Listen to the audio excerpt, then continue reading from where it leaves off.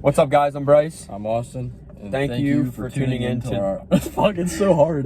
What's up, guys? I'm Bryce. I'm Austin. Thank you for tuning in to our first podcast called From the Ground Up. Today we're going to be talking about mental health, specifically depression and anxiety. Me and Austin both kind of deal with it, and I know a lot of you do, right? We're all teenagers, most of you guys, if you're watching this. And, you know, being a teenager sucks. Yeah, you got to deal with a lot. You know, you got to deal with people in high school because in this world we live in, you want to please society. Yeah, fuck that. Just saying. Right, peer pressure. You have to deal with peer pressure.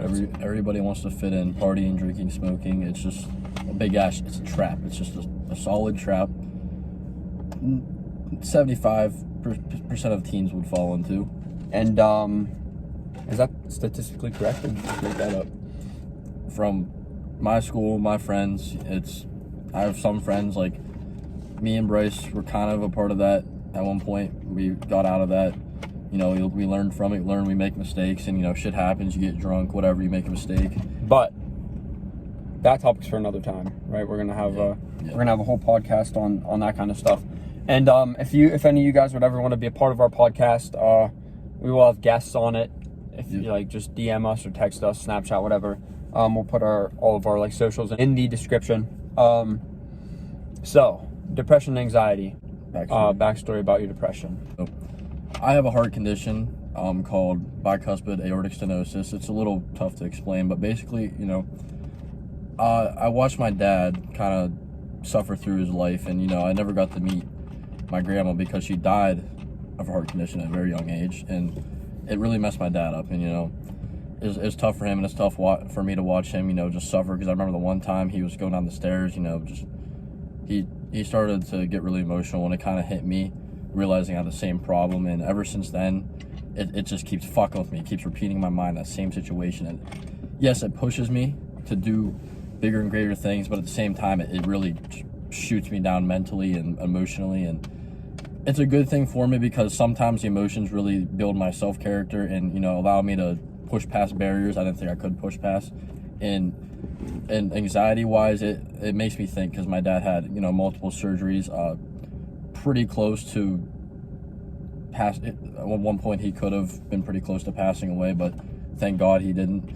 And it really fucks with me because, you know, I have the same problem, obviously, and if I end up in the hospital, that's when anxiety really is going to hit me. And, you know, knowing, like, what if I get heart surgery and I can't do this for the rest of my life, and what if I have a tough time even walking up the stairs, you know, tough time breathing, and it really does scare me day to day. And every time I go to Children's Hospital in Pittsburgh and have to get just simple tests done, it just really scares me. Like, I've talked to my mom about it, talked to my doctor, my therapist, you know, it's tough, but it really, in the end, it kind of builds up into one thing, one big brick that, you know, just hits me and allows me to just push myself harder each and every day, you know, build my heart muscle up, and, you know, just kind of keep working. All right, so that's his side story. So mine would be the loss of my aunt. She died of cancer a few years ago, and at first, right, I had a lot of trouble coping with it because it was a wake-up call in life. Appreciate time you have with your loved ones because, like, they're not there forever. Right, this world's temporary, and everyone has their time to leave this earth. And yeah, so that hit me hard. I coped with it all the wrong ways for a while, and then I found myself in the gym, started my senior year twice a day. Not because I wanted to be there, but I had to be there, if that makes sense to you guys, right? It was my, like, happy place. It was a place that I kind of I just like felt better in. Yeah, you know what I mean? Just like going to failure every single set in the gym, because that tests, like, it's not necessarily to get bigger muscles or whatever. It's a mental game, right?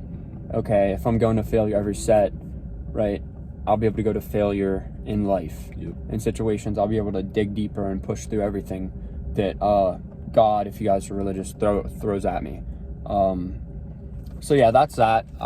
I cope with my depression personally in the gym and through God.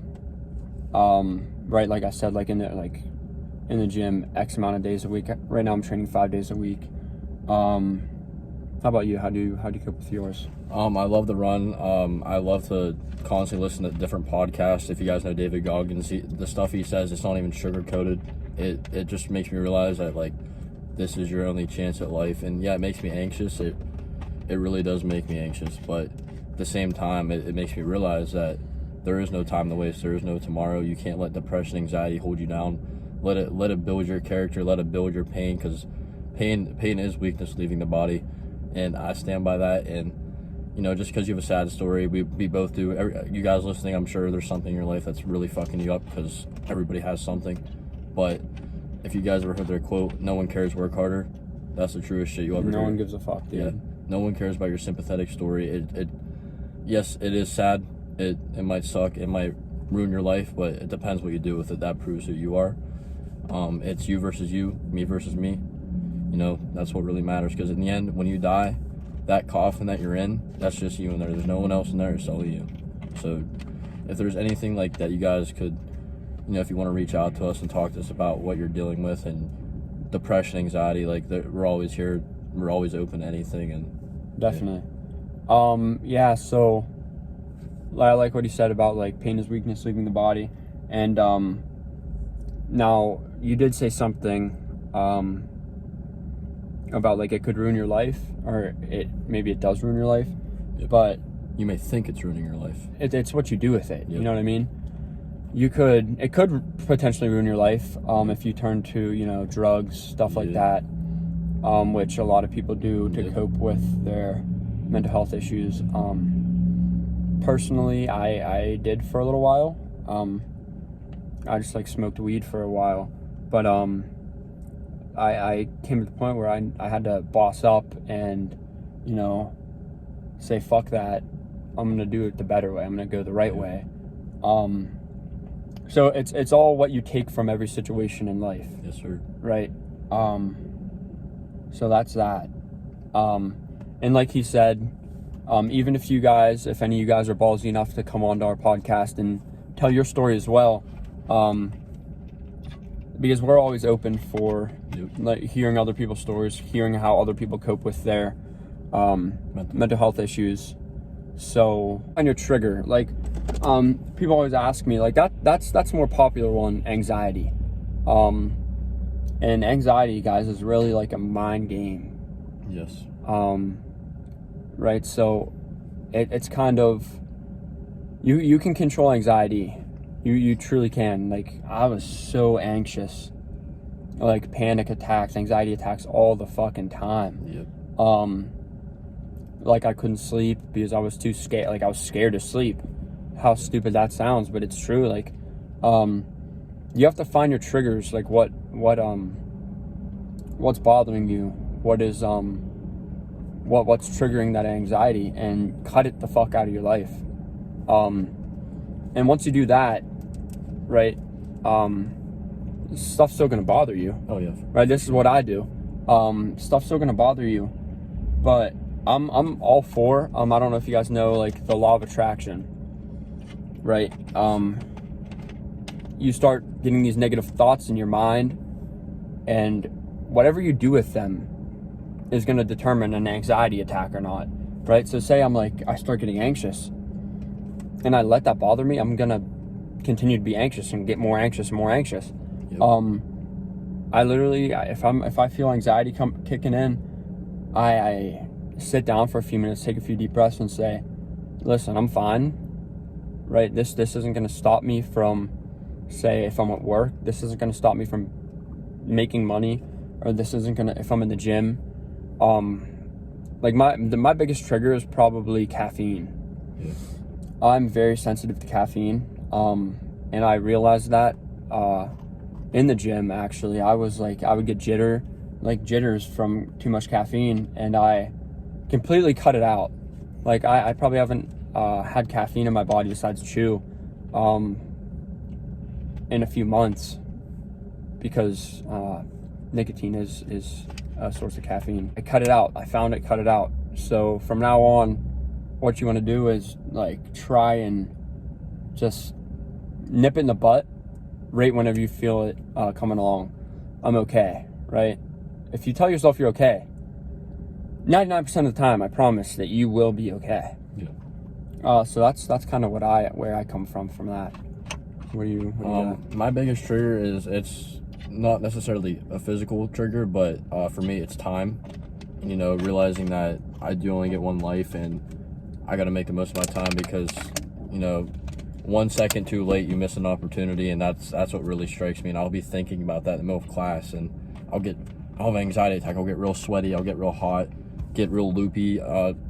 Something I do like to cope with, I'll count, you know, 1 Mississippi, 2 Mississippi, and then it kind of just soothes me, and, you know, brings me back to earth and brings me back to life, and realizing that I'm still in my body, I'm still alive, you know, nothing bad is going to happen. But definitely my biggest trigger is, you know, realizing that this only life that you get is your only time to prove who you are, and it does strike me. And, you know, it just depends what you do with that. You know, if you're gonna waste your time, you know, doing shitty stuff, you know, whatever it might be, partying, or just like he said, having bad thoughts. If you have bad thoughts, you're just gonna have a bad life, for being honest. You know, you got to be optimistic. It might be tough, but in the darkest times, if you don't give it light, it's just gonna get darker. Your eyes will adjust to the darkness. You know, everybody says there's light at the end of the dark tunnel. Well, if your eyes adjust to the darkness, there will never be light. So just deal with the pain, deal with the anxiety, because I promise you, if you deal with it, you will get stronger. You will find that light, and those triggers, it will go away. It just depends what you do with it. Yeah. So like this is a good thing. I know there's gonna be those guys out there who are gonna like think this is all a game, all a joke, that we're doing this. This is real shit. I really I came to not give a fuck what people think about me. Yep. Like at all. Right? People can talk their shit, bro. People can talk their shit as much as they want. Say 20 people view this video, and maybe it helps 1 or 2 people. Yep. I'm making a difference, right? Maybe we start getting more viewers, right? Say, okay, we put out a video in 3 weeks. It gets 100 views, and it helps 10 people, right?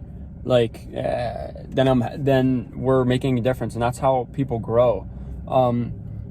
In Johnstown, Pennsylvania, like anywhere, I guess, like there's so much negativity. Yes. And like I just want to try and start to be a source of like just optimism. You look around, it's just shitty, you know, nobody around here. In the world though, like the world, yes. The shit that's going on in the world these days, dude. Like, horrible.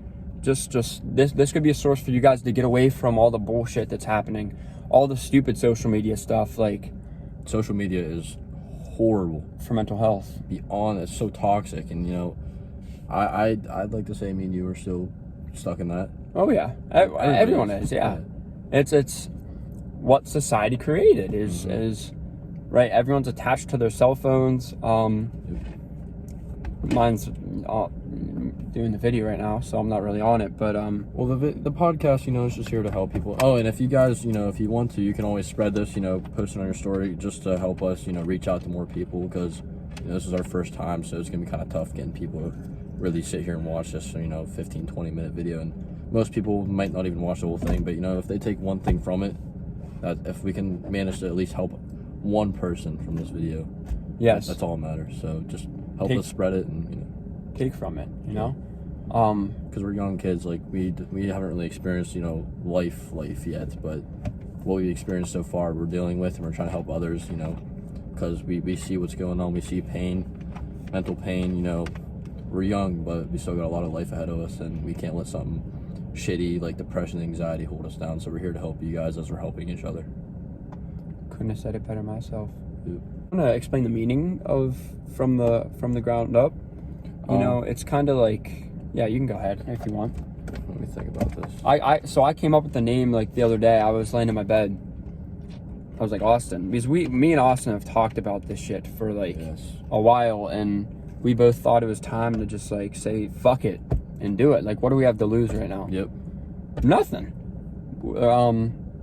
So like what I take from it is everybody starts at a place. I'm not saying it's from the ground, right? Because some people maybe are born into fucking royalty or riches, but it's very easy to get knocked to the fucking ground. Yep. Right? Yep. So, and if you're struggling with mental health, there is a time, if you can remember in your life, there's a time in mine where I was at rock bottom. Yep. Right? So we built ourselves from the ground up. The foundation. There's always a foundation. Yes, from the ground up. And listen, we're fucking. This is a mile ladder, and we're on the second fucking stub of the ladder. Yep. You know what I mean? We're nowhere close to our potential that we have. Yep. So we're gonna keep going up. You bet that, and you guys are too, right? And as long as you guys, if you still have breath in you, if you're still breathing, your heart's still pumping, that means there's still time to work, still time to be great. Create your legacy, have an impact on the world, have an impact on yourself, your family, your friends, whatever it might be. One of my main goals in my life is to go across the world, speak to millions. That's his too. Just to help spread positivity and optimism and motivate and inspire others. Because we thinking about this right now that he's 18, I'm 17. This is our goal. Like, we know something big is going to happen, and we're not going to stop till we get there. And as we get there, we're going to keep going and shoot for higher goals until the day that we die. And that's going to be our legacy. Yes, sir. All right, guys. Once again, thank you for watching. Thank you, guys. Yep, thank you. Right. If you guys, you guys are all new to the channel. Yep. If you guys could hit the like button, right, hit that subscribe button, and share the video with one person. Yep. If you know one person going through it, share this video. There will be many more to come. Yep. This is the Ground Up Podcast. Thank you guys. Have a Thank great you. day.